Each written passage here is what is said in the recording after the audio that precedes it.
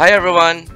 In our last video, ginawa ko yung part 1 ng basic features and interior review ni Ford Ranger XL 4x4 manual transmission.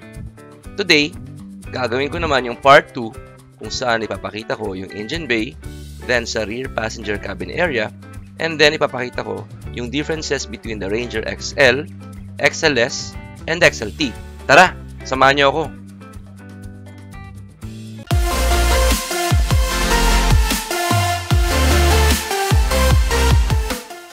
So, hi everyone. So, welcome back to my channel. And for the part 2, let's start with the engine bay, no? So, ito yung pinaka-powertrain ng ating Ranger. So, we have here a 2.0 liter turbo diesel engine. So, ito yung ginagamit din for XL, XLS, XLT, Sport. The only variant na may bi-turbo is yung Wildtrak, yung Raptor, no? So, makikita natin dito. So, marami na rin nag-review. Basically, medyo may kaliitan yung makina niya compared to the other models kasi ito is 2.0, no? So, makikita niyo medyo may ample space dito, no? So, I'm not sure kung sinadya pa ito ni Ford or dinagdag siya as a crumple zone just in case na mabangga yung harapan na, no? Hindi gaano matamaan yung engine kaya may enough space tayo dito. And siguro advantage na rin ito, makikita natin dito, no? So, meron siyang enough space to access yung mga dapat i-service dito sa area na to. Like yung mga belts niya, no? So dito makikita natin din yung battery niya. So easily accessible. Then the brake fluid. Then yung ating coolant reservoir. Windshield washer reservoir din. Yun siya. Tapos ito naman yung para sa ating air intake, no? So connectado siya dito. Yan. Okay? Then sa harapan nito, makikita natin yung radiator niya. Yung radiator niya. Then sa pinakailalim, yung kanyang intercooler. Okay? So, ang main difference lang naman ito sa ibang variant is that ito, yung kanyang headlight, medyo iba siya compared sa 2024 XLS. Si XLS before, same na same sila ng headlight. No? XL, XLS, same lang headlight. Pero yung 2024 XLS, iba na. May C-clamp and may DRL na siya. Then LED light na rin siya. Ito, nag-iwanan sa XL. For 2023, ito siya. 2024, ganyan pa rin siya. Hindi siya nagbago. Unlike kay XLS, nagbago na. Okay? So, yun yung kanyang engine bay. And then, yung kanyang harapan. Okay? Last time, pinag-usapan natin yung driver side and yung passenger side. Yung kanyang infotainment. This time naman, pag-usapan natin kung ano yung makakita dito sa rear passenger side, no? So dito, standard yan, meron siya ritong window switcher button para itaas o ibaba yung ating salamin dito, left and right yan. Okay? Then meron siya ritong grab handle pag aakyat ka. Then meron siyang isa pa rito sa taas, no? Same thing, meron din tayo dito, grab handle. And another one dito, no? Then, unlike the other variants like the Sport, Wildtrak, and Raptor, ito, wala siyang aircon vents dito, no? So, wala siyang aircon vents. Ayun ang siguro yung isang masasabi ko, medyo parang kulang dito, no? So, wala siyang aircon vents. Compared natin siguro sa Navara, even the VE, or I think even the EN, meron silang aircon vents dito, no?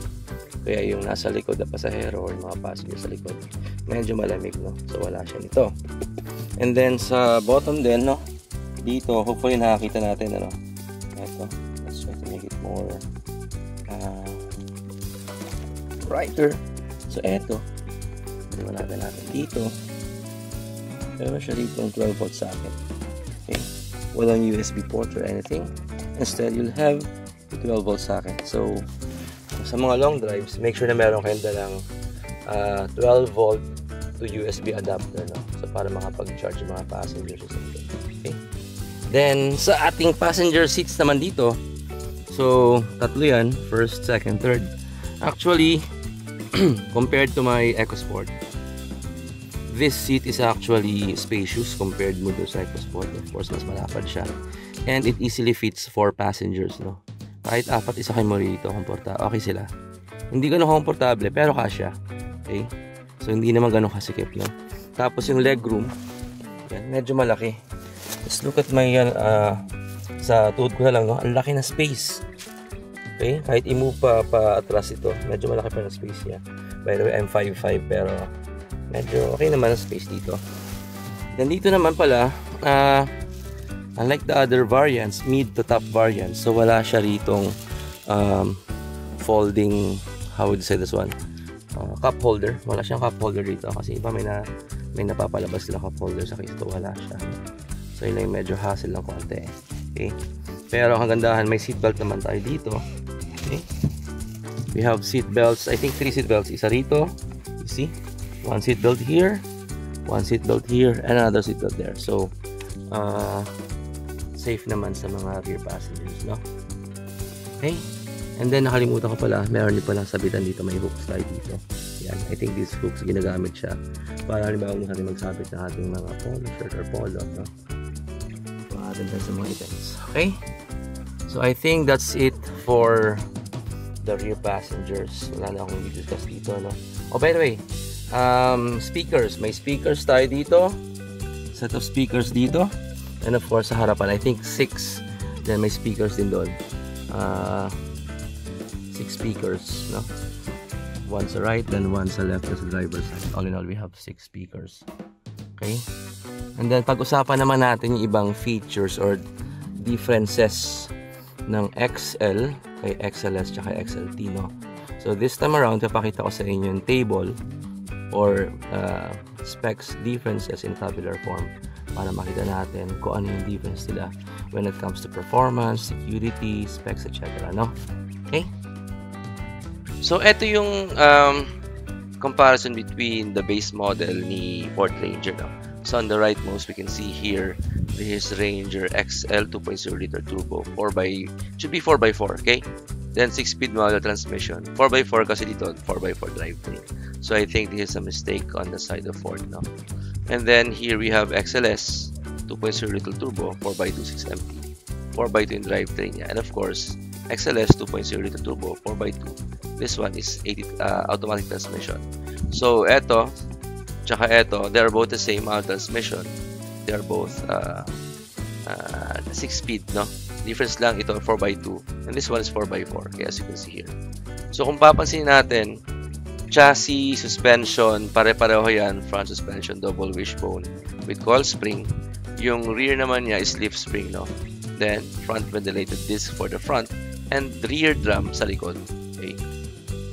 And we can also see dito sa kanilang wheels and tires, yung XLS, okay, XLS may be automatic transmission or manual transmission. Pareho silang alloy wheels na 16-inch. Okay? Whereas yung sa 4x4 na XL, 16-inch steel wheels lang siya. Okay?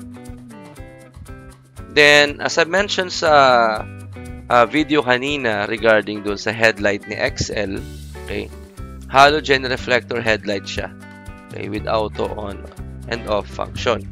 That's for 2024 version. Now, for 2024 version ni XLS, it's now a LED headlights with auto on off and may C-clamp na rin siyang daytime running lamps. Okay? Sa 2023 version niya, eto yan, parehong-pareho sila. Okay? Again, sa XLS 2023 version, pareho silang halogen reflector headlights and the halogen reflector taillights. Okay? Pareho sila ng XL and XLS for 2023. But for 2024, si XLS na ngayon, LED headlights na siya and naka C-clamp daytime running lights. Okay? And then, meron na rin siyang front fog lamps. Okay? Samantalang sa XL for 2024, wala pa rin siya. So, masasabi natin na si XLS, kapareho na siya ng headlight ni XLT. Okay? Pareho na sila. Makikita natin na halogen reflector taillights pa rin siya. Halogen reflector taillights, halogen reflector taillights. Okay? And, power adjustable, manual folding steering mirrors. Same here. Ito rin. Then, meron siyang rear back steps. Pero dito sa XLS, meron siyang rear back steps and meron siyang side steps. Okay? Then, meron siyang black fender flares. Okay? So, ang difference between XLS now and XL is yung kanilang headlight.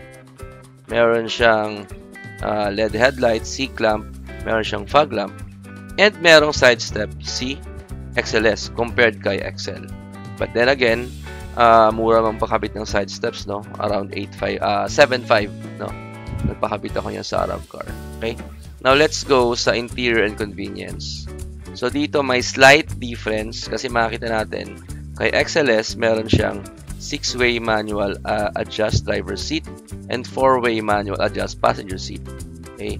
Samantalang kay XL, both driver and passenger, 4-way manual adjust.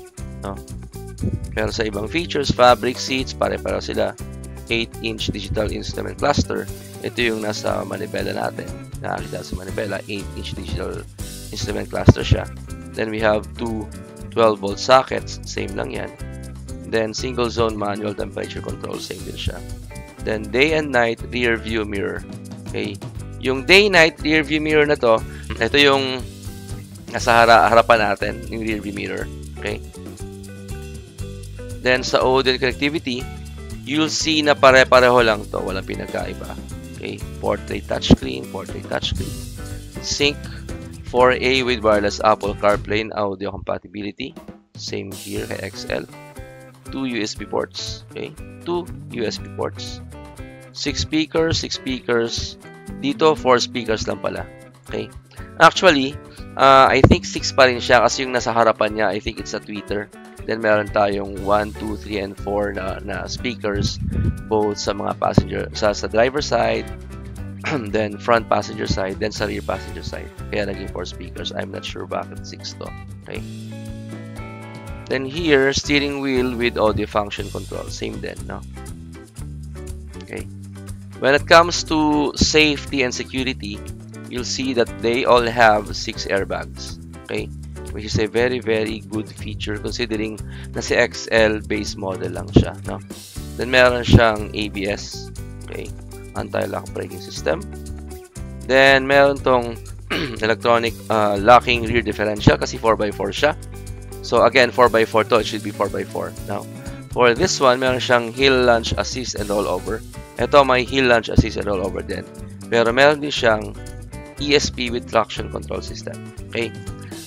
Bakit ito may traction control system? Bakit itong dalawa wala? Kasi, observation ko lang, kay Ranger, kapag manual transmission siya, wala siyang traction control system. No. This one kasi is XLS AT. This one is XLS MT. Okay. So that's it for safety and security. What else? I think yun lang naman, So now let's proceed kay XLT para makita natin, So XLT, eto, same din, nakita natin. So eto, same siya ng powertrain, 2.0 din, no? Single turbo. Same ng output power. Okay, 6-speed nga lang tong automatic transmission. Okay, ito 4x2. Then sa chassis niya, same. Walang kaibahan. Dito nga lang, sa XLT, 17-inch na siya, no? Unlike sa XLS, XL, 16-inch lang. Then, dito rin, you can see, parehong-pareho na sila. Okay. Kaibahan lang. Eto, LED taillights na. Unlike dito, kay XLS tsaka kay XL, halogen reflector taillight siya. No? Tapos, syempre, si XLT, meron siyang side step boards and rear backstops. Pareho din. Power adjustable, power folding steer. So, yung side mirror natin, power adjustable na siya, power folding pa. Unlike sa kay XLS tsaka XL, power adjustable siya pero manual folding, no? Then dito meron siyang rain sensing wipers, okay? May rain sensing wipers sa XLT na wala kay XLS tsaka kay XL. Okay? Then meron din siyang tailgate lift assist na wala kay XLS tsaka kay XL. Meron siyang bed liner. Okay? So yun. Then, meron silang pare-parehong black fender flares. Okay? So, again, ang bed liner, magkano lang pakabit? May mabibili ka na niya ng 8.5 yung Aero Class. Then, tailgate lift assist, makakabili ka lang nito sa around 1, 2, no? Pero ito, ibang level na to. Hindi natin mapapakabit to na basta-basta. Sa interior, of course, walang wireless charging kay XLS tsaka kay XL. Then, eto, pareho na rin sila ng kay XLS, no? Fabric seats pa rin siya. 8-inch pa rin yung digital cluster niya. Okay? Ito nga lang, remote key na siya. Unlike kay XLS siya kay XL, di susi, no? Okay. Then, same pa rin, single zone manual temperature control, 2 12-volt sockets. Pero eto, meron siyang windscreen mounted USB port. Okay, so kung XLT kukunin mo, and you're planning to set up your own reverse camera or recording, etc. So, may USB port na kay windscreen na. Okay? So, audio connectivity, same pa rin, 10-inch pa rin yung kanilang touchscreen. May sync pa rin siya, 2 USB ports, 6 speakers, steering wheel. So, parehong-pareho siya ng kay XLS. Okay? Kay XL nga lang, again, 4 speakers to, diba? Safety and security, standard 6 airbags pa rin siya, same with XLS and XL. May ABS. Eto, may traction control kasi nga 80 siya. Meron din siyang hill lunge assist and rollover. Okay. Pero eto, meron na siyang cruise control. Meron na siyang adjustable speed limiter. And meron siyang rear view camera na integrated na kay dito sa kanyang touchscreen, sa infotainment touchscreen niya, yung rear view camera ito. So, kung bibili kayo, mag-consider kayo, should I go for XL, XLS, or kay XLT? Okay? Mind you, si XL, 4x4 to. 4x4 yan. Manual transmission, ang price to around 1.25 million. Ano? 1.25 million, pero ang binabayaran natin dito is not the aesthetics, no? But the 4x4 drivetrain. Ayun ang pinag-uusapan at binabayaran natin dito. So, meron tayong binabayaran for the drivetrain, 4x4 drivetrain, transfer case, and of course, yung kanyang tawag dito, diff lock. Okay? So, these features, hindi mo siya makakita kay XLS and kay XLT. No? Kasi sa XLT, wala siyang 4x4 functionality. Or walang available na variant. Kaya sa Philippines na 4x4. Okay? So, yung mga dapat natin i-consider. Okay? So, you can also do the same comparison para makapag-decide kayo kung ano ba talaga yung bibili nyo. Should it be XLS, XLT, or XL? Nga pala, no?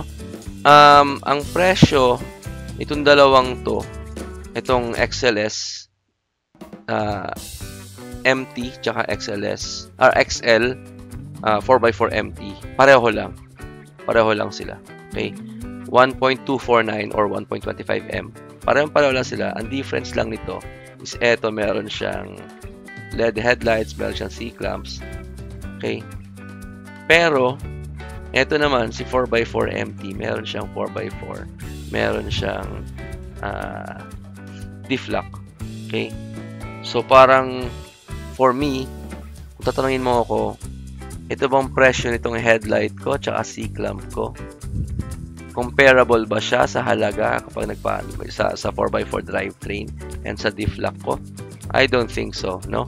So, medyo malayo ang difference nito. Medyo malayo. Kasi, medyo mahal ang 4x4 setup. By the way, maliban pala dito sa C-clamp tsaka sa LED headlights, ang isa pa pala main difference is, of course, ito naka-alloy wheels, diba? Alloy wheels, ito naka-steel rims. Pero, again, kung bibili ka ng XLS and 16-inch to, I don't think mag-i-stick ka sa 16-inch na to. Malamang sa malamang mag-upgrade ka rin, diba? So, yun. Okay? So, that's it for now. I hope may na-pick up kayo or may natutunan kayo sa video ko ngayon, ano? Yung quick comparison ko between XL, XLS, and of course, XLT. Hindi ko na sinama sa review yung sport kasi pag ginawa ko yung mas haba pa. Okay? But keep in mind na yung sport natin, 2.0 single turbo pa rin siya. Okay? Same siya ng powertrain ng XLT, XLS, tsaka XL. No? Kahit yung 4x4 variant niya. This is a 4x4 variant. Okay? Automatic transmission siya. Pero, hindi siya naka-bi-turbo. Single turbo din siya. So, kung ito kukunin mo, ang halaga nito is around 1.64 million yata. So, 1.64 or 1.65 million, compared that to 1.25 million, no? So, parang 400k ang difference. Ang difference lang naman ito, kung di ako nagkakamali, ito automatic transmission na siya. Sorry, ito pala. Automatic transmission na to. Pero yung powertrain, yung engine, parehong-pareho. Okay? May drivetrain din siya na 4x4. Meron siyang D-Flock, no? Pero same pa rin siya ng chassis, suspension, wheels and tires siya. Ito naka 18-inch alloy wheels na. Pero kung nakapangitan ka sa alloy wheels siya, malamang sa malamang papalit ka rin, di ba? Okay? Okay, so yun lang guys. Maraming salamat sa panonood. I hope you like the video. If you have questions, post yun sa comments.